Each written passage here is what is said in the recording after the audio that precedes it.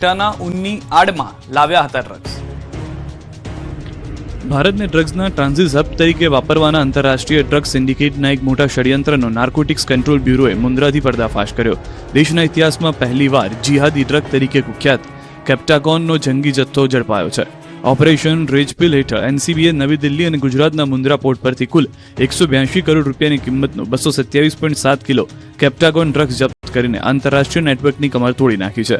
વિદેશી એજન્સીના ઇનપુટ બાદ 11 મેના રોજ દિલ્હીના નેપસરાય વિસ્તારમાંથી 31.5 કિલો કેપ્ટાગોન ગોળીઓ સાથે એક સિરિયન નાગરિક ઝડપાયો હતો. આ શખ્સની સઘન પૂછપરછમાં મુન્દ્રા પોર્ટનું કનેક્શન સામે આવતા એક મોટો ઘટસ્ફોટ થયો, જેના આધારે 14 મેના રોજ મુન્દ્રા સ્થિત કન્ટેનર ફેસિલેશન સ્ટેશન એવા ટ્રાન્સવર્લ્ડ CFCમાં એનસીબીએ દરોડા પાડ્યા હતા.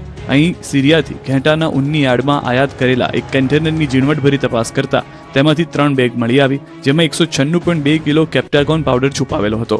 આ જથ્થો ગલ્ફ પ્રદેશ, ખાસ કરીને સાઉદી અરેબિયા અને પડોશી દેશોમાં ટ્રાન્સશિપમેન્ટ માટે રખાયો હતો.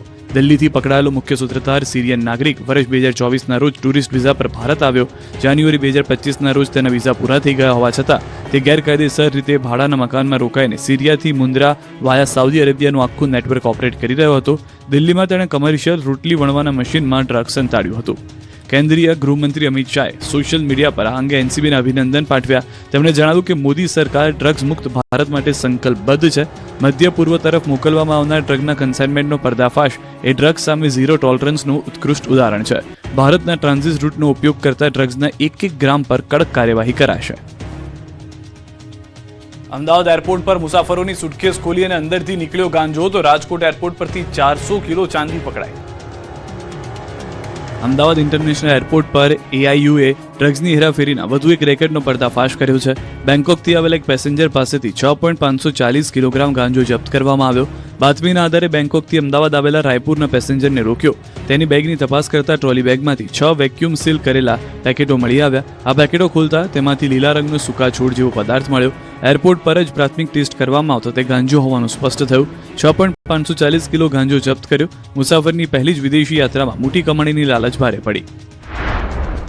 આ તરફ રાજકોટના ઇન્ટરનેશનલ હિરાસર એરપોર્ટ પરથી અંદાજિત 10 કરોડ રૂપિયાની કિંમતનો 400 કિલો જેટલો ચાંદીનો શંકાસ્પદ જથ્થો ઝડપાતા ચકચાર મચી.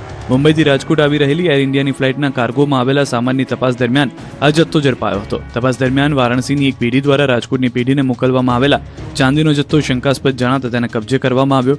વારાણસીની સનરાઇઝ પેઢી નામના વેપારી દ્વારા આ જથ્થો મોકલાયો હોવાનું ખુલ્યું છે. આટલી મોટી માત્રામાં બિનહિસાબી ચાંદી પકડાતા સ્થાનિક વેપારી આલમમાં ભારે ફફડાટ વ્યાપી ગયો છે.